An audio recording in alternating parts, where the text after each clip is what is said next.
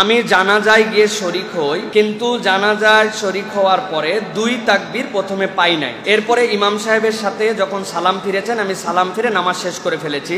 আমার জিজ্ঞাসা, আমার জানাজার নামাজ হয়েছে কিনা, অথবা প্রথম যে 2 তাকবীর পাই নাই সেটা আমি কিভাবে তাহলে জানাজার ক্ষেত্রে আদায় করব। খুবই গুরুত্বপূর্ণ একটা জিজ্ঞাসা প্রিয় ভাইয়েরা। আমরা জানাজায় যাই, আমরা জানাজায় যে শরিক হই, 4টা তাকবীর জানাজাতে ফরজ, এটা মনে রাখতে হবে। তাকবীর কয়টা ফরজ? 4টা।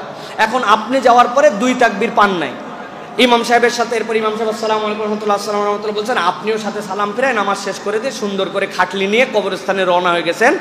আপনার কবরস্থানে খাটলি নিয়ে যাওয়ার সওয়াব হবে, কিন্তু আপনার জানাজা আদায় হয় নাই, আপনার জানাজা হয় নাই। এখন কথা হচ্ছে তাহলে জানাজা আমাকে কিভাবে করতে হবে? জানাজার সালাতে কেউ যদি মাসবুক হয়, তাহলে তার বিধান হচ্ছে ইমাম সাহেব যখন সালাম ফিরাবেন, আপনি ইমাম সাহেবের সাথে সালাম ফিরাবেন না, না ফিরিয়ে যেই কয়টা আপনি তাকবীর পান নাই, শুধুমাত্র ওই তাকবীরগুলি আপনি পাঠ করবেন। ওই তাকবীরের পরে আপনার ফাতিহা অথবা আপনার দরুদ শরীফ এটা পড়তে হবে না। ধরেন আপনি প্রথম 2 তাকবীর পান নাই, ইমাম সাহেবের সাথে বাকি 2 তাকবীর পাইছেন, আল্লাহু আকবার, আল্লাহু আকবার, আসসালামু আলাইকুম রহমতুল্লাহ, আসসালামু আলাইকুম রহমতুল্লাহ। ইমাম সাহেব সালাম ফিরাইছে, আপনি দাঁড়ায় আছেন, আপনি দাঁড়ায়া এরপরে আপনি বলবেন আল্লাহু আকবার, আল্লাহু আকবার, আসসালামু আলাইকুম রহমতুল্লাহ, আসসালামু আলাইকুম রহমতুল্লাহ। এইটা বললে আপনার জানাজা পূর্ণ আদায় হয়ে গেছে।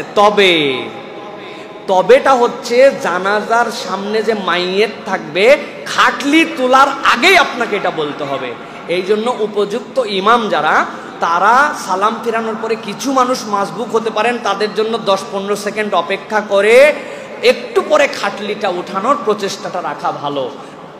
নামাজও শেষ সাত করে খাটলি উঠালেন, তাহলে পিছনের লোকগুলো আর মাসবুক হলে তারা আর এই তাকবীরটা বলতে পারবে না। এই জন্য আপনি শুধু তাকবীর বলবেন, খাটলি উঠানোর আগে আপনার তাহলে জানাজা হয়ে যাবে।